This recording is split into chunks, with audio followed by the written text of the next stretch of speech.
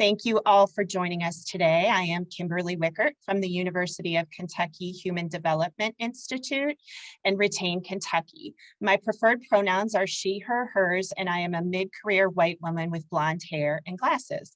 Today I'm wearing a black sweater and have a virtual blue Retain background, and I'll review a few housekeeping items before we get started. Brandon Canada is our technical support and will be sharing a poll that we ask that you complete now. The captioning feature is enabled, but you can disable it if you wish to do so.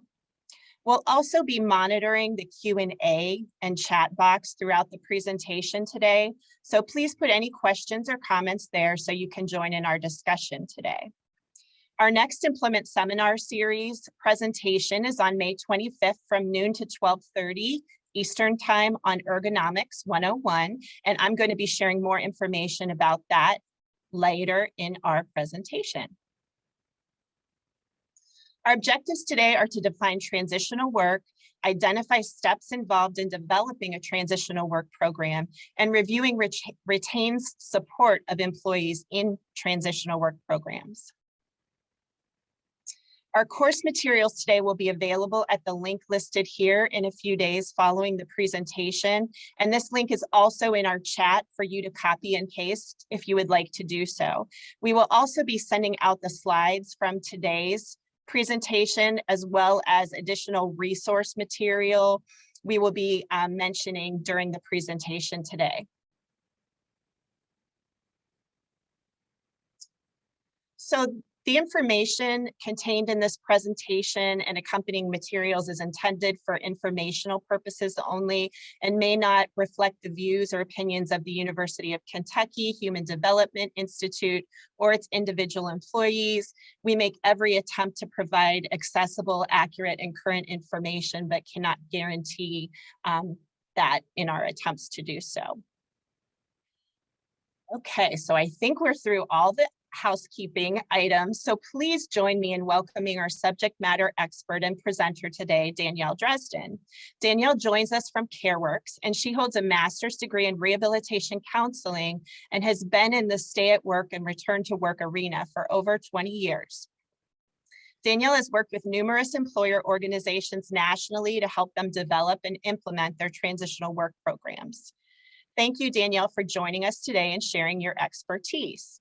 We also have a special employer spotlight later in the presentation, and Aliou Nyasi, AVP of Diversity, Equity, and Inclusion, and Amy Smith, Director of Employee Health and Leave Management from St. Elizabeth's Healthcare, are also joining us to share their best practices in transitional work programs. So stay tuned to hear how the insight Danielle presents has been put into action with their organization.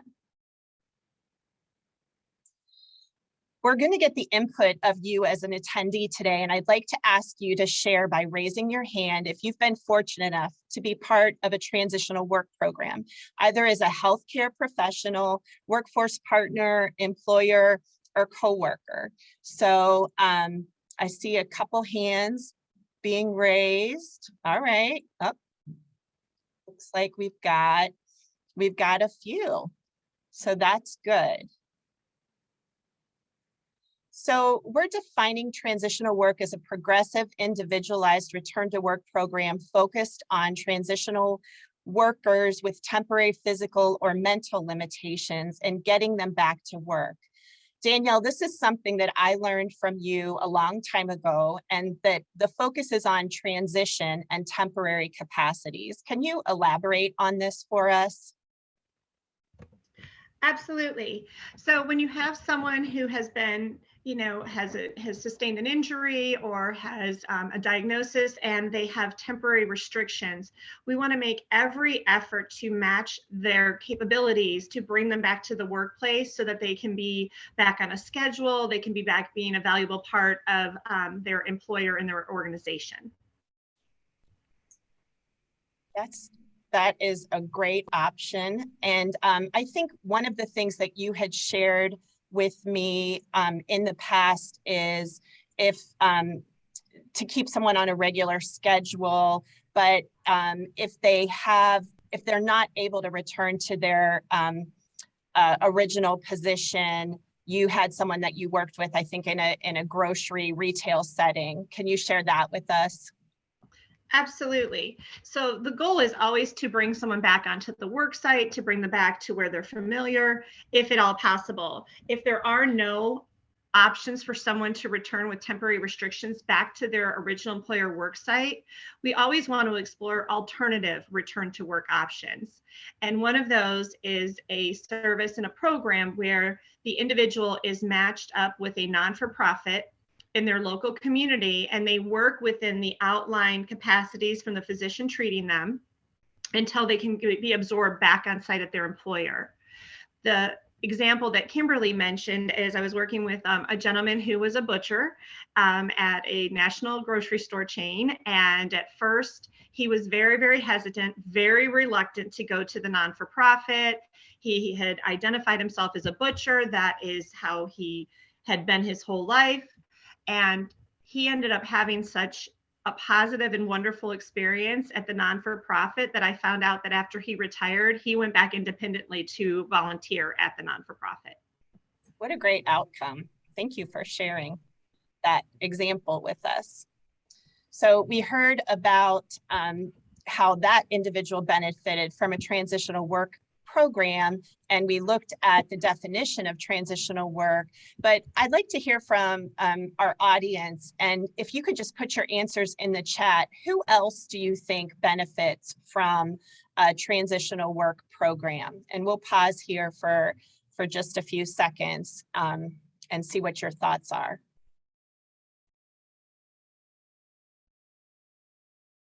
So we talked about the worker benefiting from the transitional work program, and I think that's kind of an obvious one.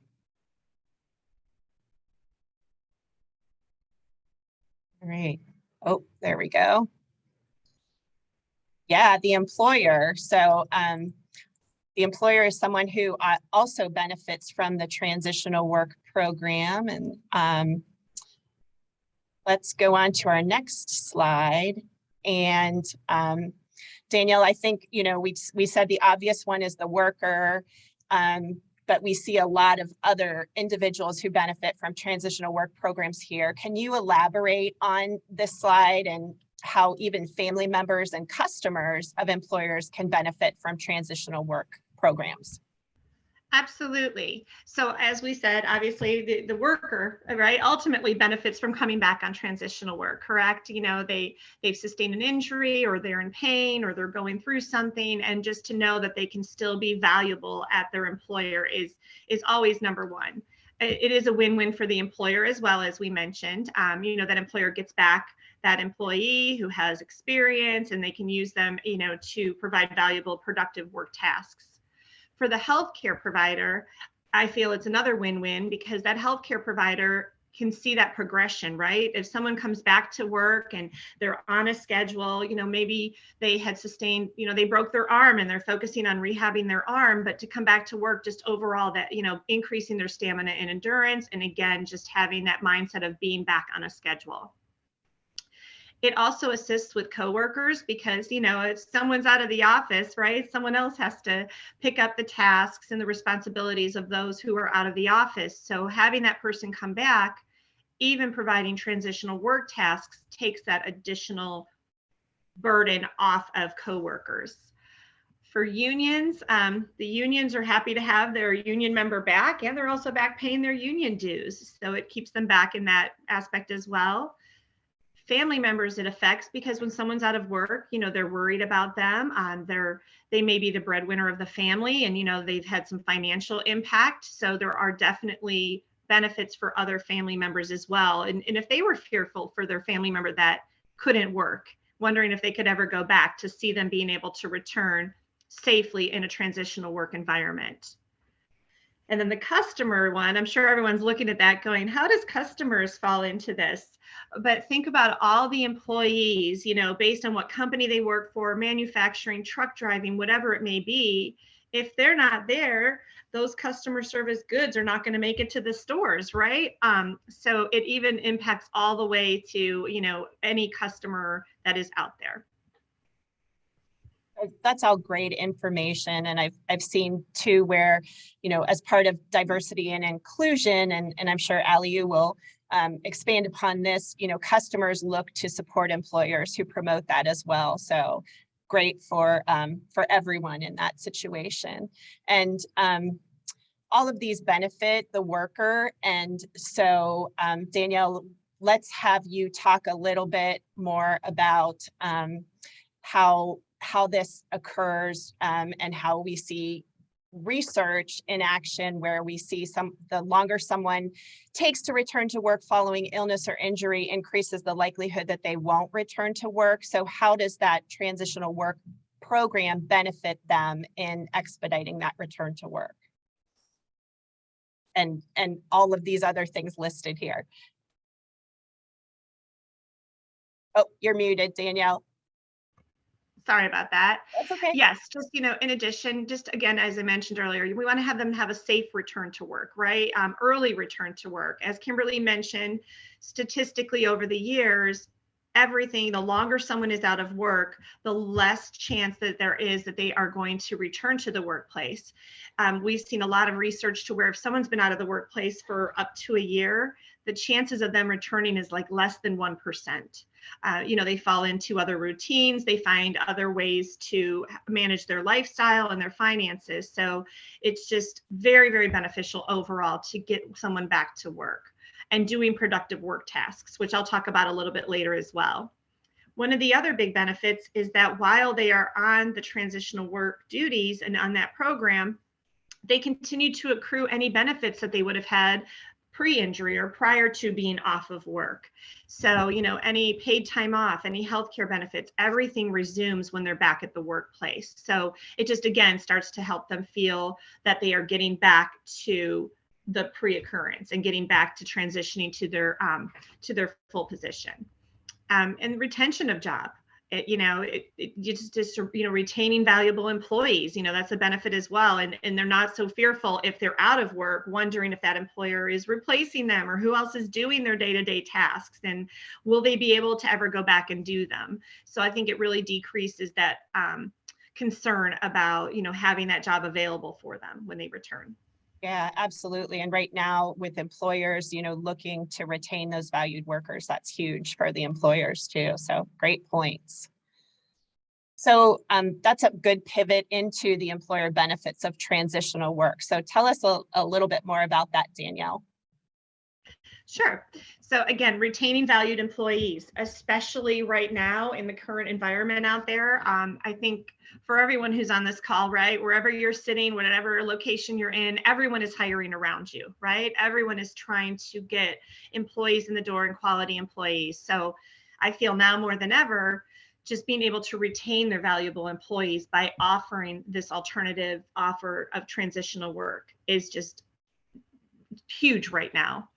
The other thing we want to focus on for a positive transitional work program is that it's meaningful work. We want to ensure that, we're not just bringing someone back to sit in a back break room and watch safety videos, right? And say, oh, well, it's transitional work. I brought them back doing something. We want to make sure that they're providing meaningful tasks. No employer probably has a job sitting around modified that someone can just fit into. So what tasks, what meaningful work can they provide for them to fill an entire day or an entire work week? It also lessens the workload of coworkers. As I mentioned earlier, when someone goes out of the workplace, right, those job demands and tasks and scope of responsibility don't just come to a screeching halt. So having that person back providing meaningful work is very important to help lessen the workload of the folks that they work with day to day. And financial, coming back, I think it's a win-win all the way around. You're going to have increased productivity. The employer doesn't have to look to, again, provide overtime to other coworkers that may have to pick up those tasks or even bring in outside temporary help to ensure that the business needs are met while that person is out of the workplace.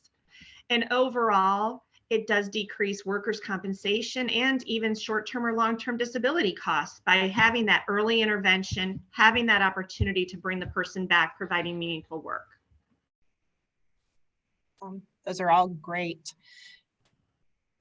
reasons to use transitional work programs. So and you talked about how transitional work programs impact coworkers, and that's huge right now as employers are focused on the retention of employees. So I think, you know, you touched on it lessening the workload and increasing the retention of those coworkers on our previous slide. But it allows them to focus on their essential job functions too, right? So, which is really what they want to do. Absolutely, absolutely. And it also cultivates just that return to work culture, right? When they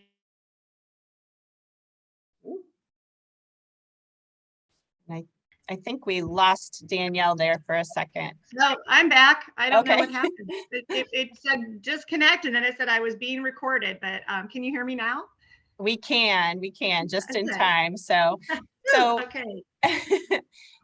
so let's talk about components of transitional work programs, because you know, this is where it's really important. And I know that you've helped a lot of employers, you know, across the country develop their transitional work programs. So can you highlight these for us and kind of tell us a little bit about each component? Sure. So the whole goal is to be proactive. That's kind of the theme of today's presentation as well. You know, we want employers to proactively have a transitional work program in place so that when the opportunity presents itself to bring someone back, they have all of these components already in place. Everything is there just to make it a seamless process for that employee. So the first thing you want to do is do a needs assessment, right? You want to customize the transitional work program to meet the needs of that specific employer. You know, look what their needs are for stay at work or returning to work. We also want to then identify, you know, the key players, you know, not that we want an employer to create another committee, but we do want to have some subject matter experts at the employer that are kind of in charge and have ownership over the transitional work program. And you want to have that throughout every level in the organization chart. So you want to have management, supervisors, input from HR or CR. If the employer has a safety committee, that's even a better bonus, because then you can just say, well, they're going to be part of the transitional work oversight and on their committee as well. And as needed, based on the situation, the healthcare provider for that specific employee, and of course, the employee themselves and or other employees to give input from their perspective that aren't in a leadership or a management role. You also want to look at program options. As Kimberly mentioned earlier, and I elaborated on, the ultimate goal is to return that employee back on site at their employer, doing as close as possible to their normal job duties within their outlined capabilities from the physician treating them. If those options have been exhausted, do we need to look at having off-site options available? As I mentioned, should we be partnering them with a non-for-profit in their local community where they can be there and volunteer on behalf of their employer until they progress to the point that they can be absorbed back on site at their employer? Another option that has really come to the forefront, especially since the pandemic, is even a remote option. You know, if the person cannot leave their home but they have been released with restrictions, or there's just they're in a rural area and there's not a lot of non-for-profit options, many non-for-profits can provide remote tasks that could be done, or even the employer. Is there something someone could do from home and provide meaningful tasks as part of a transitional work program in lieu of being on site or off site at a non-for-profit as they progress back to the employer? Another key item, again, just on the theme of being proactive, is having a written transitional work program policy and procedure. You want to have that written, identified. You want to, and I'll talk a little bit more, you know, who's going to own this program. We talked about who the key players are and how you're going to roll that program out. Some of the key things to think about are who is going to be eligible to participate in your transitional work program. Are you only going to offer it to individuals who sustained a work-related injury? Or are you going to also offer it to non-occupational, you know, something that happened outside of the workplace and someone would want the opportunity to transition back to their original position? The next column I feel is one of the most important parts of transitional work programs is having completed what we call functional job descriptions or functional job analysis. Almost every employer I've worked with in my 20 plus years, when I get on a call or a meeting with them, they say, oh yeah, we have job descriptions, but they're typically in paragraph form and they serve a purpose, correct? They're in paragraph form so that they can be utilized by recruiters or uploaded to different job search platforms, to go to Indeed. And it may outline, again, very detailed in paragraph what the person has to do, but then at the very bottom may say, well, must be able to lift up to 50 pounds. Well, when and where, and is that an essential function? And what's the frequency and duration, of that physical demand? So a functional job description really hyper focuses on those elements. It really focuses on what are the essential job functions? What does this person have to know? And what are critical skills that they would need to perform their essential job functions? I mentioned the physical demands. Again, in the paragraph form description, it talks about lifting up to 50 pounds. But when and where? Is it only on Tuesdays when they're unloading a truck and it's from floor to waist and they have to carry 50 pounds, 10 feet? Or is it every 15 minutes they have to lift and carry 50 pounds? Those are two completely different physical demands for someone to come back to. What are the environmental factors? Are they working in a temperature controlled environment? Does it vary? Do they have to travel and be outdoor, partially and indoor? What are the surfaces like? I mean, you really want to drill down to the details. Is someone working, on a concrete surface, or does it vary? Are they out on a construction site where you have no idea what the surfaces are going to be like that you're working on? Also, equipment. What type of tools and equipment do they have to operate to perform their essential functions? So it's just very important to have detailed job descriptions that go over their essential functions and ensure as well here, that it's within ADA compliance, if there's any other federal laws as mentioned here, safety health acts, anything else that you would need to consider to have a comprehensive job description on file. The other key thing is if you have the job description essential functions listed out task by task, the physician treating the employee has a much clearer idea of what they need to do to get back to their original position, and may even be able to pull out key tasks that they can perform now and maybe just remove the one lifting up to 50-pound tasks as well. I'm going to give you a second to take a break, Danielle. Just take a breath for a minute because you've shared a lot of great information. I think one of the things that I also learned from you is that oftentimes as employers think they have to have these jobs kind of like just readily available for people to come back to work in a transitional work program.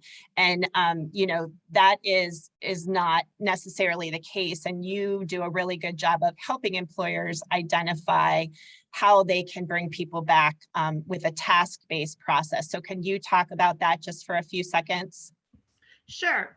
So again, they may not have a whole job for someone to come back to. So I always tell employers, what is your wish list? What wish list of tasks do you have that you always want to get completed, but don't have time to get completed?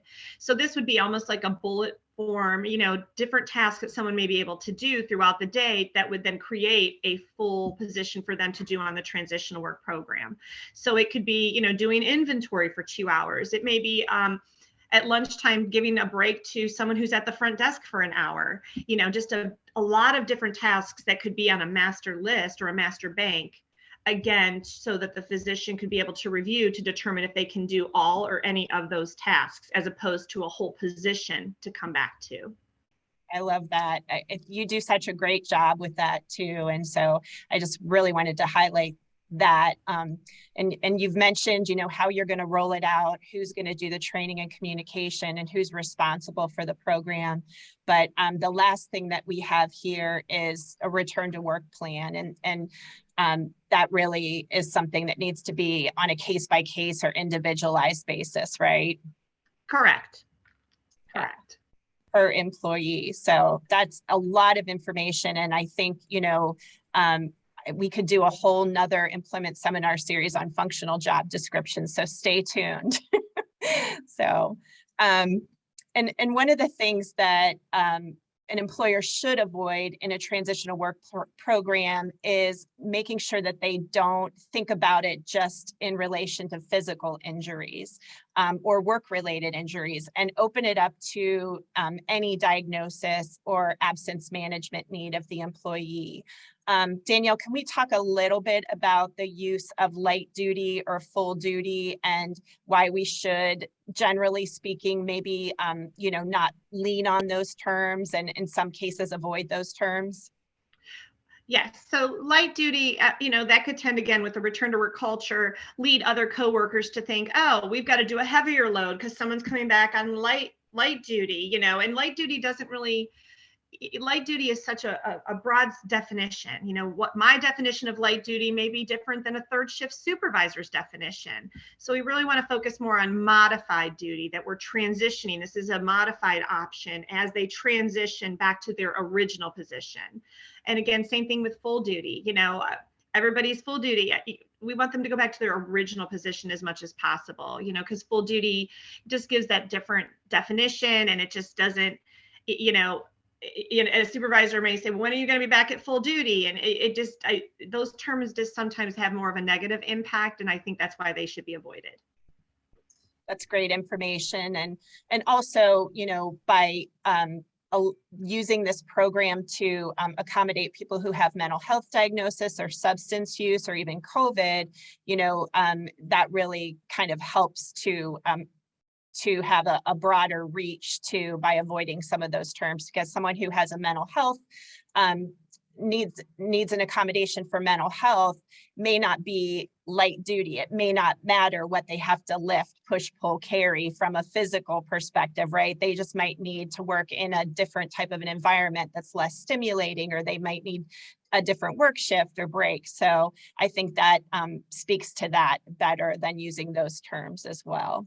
So that's great information, Danielle. Thank you so much for all of that. If anybody has any questions, feel free to put those in the chat, but I do want to brag on our retain return to work coordinators and how they recently helped. We'll call him James, who is a 63-year-old male who was referred to retain by his doctor after he had a stroke that resulted in decreased cognitive, visual, communication, and fine motor abilities. And he had comorbidities of diabetes and hypertension that also impacted his ability to work. And he worked as an environmental services worker at a hospital for 4 years prior to his stroke, and he wanted Retain's help in staying in this role.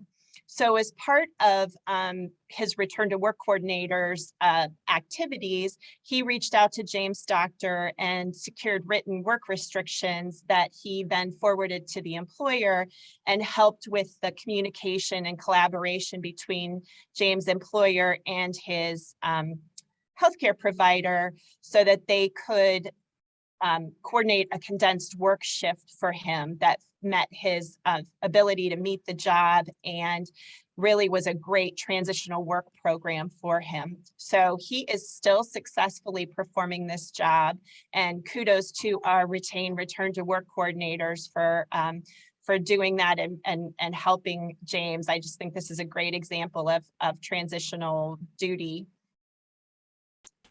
So with that spotlight on our return to work coordinators, I'd like to now spotlight our employer today. And as I mentioned earlier, I'm happy to have Aliu and Amy here from St. Elizabeth's Healthcare, and they're going to spend a couple minutes sharing about their focus on diversity, equity, and inclusion, and specifics about their successes from their transitional work program. But stay tuned, as they will be back on June 16th to have the entire Employment Seminar Series to share more about all the great initiatives they've implemented. And I had the opportunity to hear some of them over the last couple of weeks, and I'm really excited that they're going to be able to just give us a little taste today, but come back again in June. So Aliu is going to start off, but I have to first say congrats to you, Aliu, as you were recently recognized as one of the top healthcare diversity officers from the Health Equity and Inclusion Conference. What a great honor. So congrats, and thanks for spending a couple minutes with us today, telling us about all the good initiatives that you are are doing at St. Elizabeth. Thank you, Kimberly. Just like you said, it's an honor for us to be here. But let's talk about transitional work and how that is tied to diversity, equity, and inclusion. Different circumstances, just like Danielle outlined, we talk about COVID, substance abuse, mental health, all those factors were some of the things that put somebody in that predicament. But when the person is coming back to work or making accommodations for those individuals, does not mean that those people are not valued people, they're not to be respected, and they're not to be trusted. So we have to make sure that that environment is safe for those individuals. And our diversity and equity and inclusion work is around creating a safe space for everyone so that everybody could live up to their potential and be able to give to the organization. You think about that individual that you just outlined, after many years at age 61, had an issue. Now coming back to work, that person should be supported. That person should be given all the tools necessary, but we should also provide some accommodation to ensure that they can also provide for their family. But I will leave it to Amy to basically go in deep into what she does in helping those individuals come back to work. Yes, hi, thank you. Thanks for having us today. I'm glad to be a part of this and look forward to the opportunity to speak a little bit more in detail in June. So looking forward to that opportunity. Employee Health has our own leave department. So we have leave coordinators on site. And a lot of the things that Danielle touched on today, our coordinators are the ones responsible for that with our associates. So we have a pretty detailed plan. Like I said, I'll get into more details when we have more time to share that, but I look forward to the opportunity and I appreciate you having us here today. Thank you so much, Aliu and Amy. And I know just another little teaser, Amy, you shared that part of your great success in your transitional work program at St. Elizabeth is that you have nurse coordinators who start working with that employee from the start and help them, in their stay at work and return to work goals. So like I said, a little teaser, we'll be excited to learn more in June, but thank you so much for allowing us to spotlight you as an organization who's actually, working every day to do this. And one of the ways that you're doing it is through transitional work programs. So kudos to you both and thanks for sharing a little bit today. We'll see you back on June 16th. And I do want to share that one of the resources that will go out with today's slide deck is the Human Development Institute's Employer Workplace Needs Assessment. And I developed this employer tool to promote inclusivity and a one-stop shopping approach to stay at work and return to work in the workplace. And this will also be available in our course materials link. And as I said, it'll be emailed to you. I see this as an ever-evolving document, but it's really something an employer can look to either build a stay-at-work, return-to-work, transitional work program, or to continue to update their program. So I welcome your feedback because as we continue to promote diversity, equity, and inclusion in the workplace, I see this evolving as well. And if you have questions or would like to refer someone to Retain, you can call us at 859-562-3251, email us at retain@uky.edu, or visit us at kyretain.org. We also have an employee screener with a QR code that you can find in our information on our website that is a great way for someone to refer themselves as well. And you can check out our Retain Kentucky Media YouTube link, and you can see all of our employment seminar series recordings there, and today's will be there in a few days as well. So if you want to watch again, or if you want to recommend it to somebody else, please check us out and do so. We also have Dr. Karen Jacobs, who is from Boston University, who will be joining us next month on May 25th. From noon to 12:30 on Ergonomics 101. So this will be a great transition from today's seminar as well. So please check it out and join us. I did put the link in the chat as well if you'd like to register. And with that, I am checking the chat box. I don't see any additional questions. I would just really like to express my appreciation to Danielle, Aliu, and Amy for all the great content and the strategies that you shared today. Thank you to all our attendees for spending time with us today. Have a great day, and we'll see you back next time.